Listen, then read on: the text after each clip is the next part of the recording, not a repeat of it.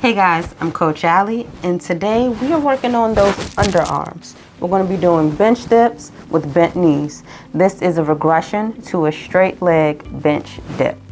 Let's get into it.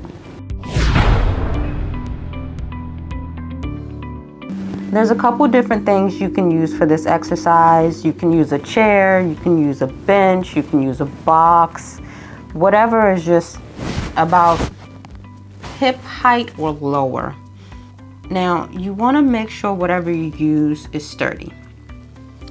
We don't want it to slide or move or wobble. To start this movement, you're going to start by placing your hands behind your body on the bench or chair or box or whatever you're using, with your fingers pressing forward. They should be just beside your hips. Then you're going to walk out your feet until your knees reach about a 90-degree angle.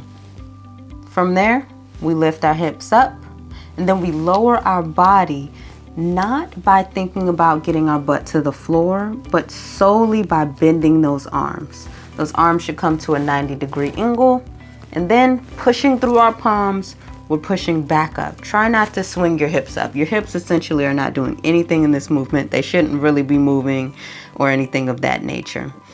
So you're going to breathe at the top, lowering your body, and then you're going to breathe out as you push up. So we know there's no swinging, no bouncing when you do this, but also note that you're keeping your back pretty close to the bench or chair or box or whatever you're using, and you're not moving your shoulders in this movement. Simple but effective.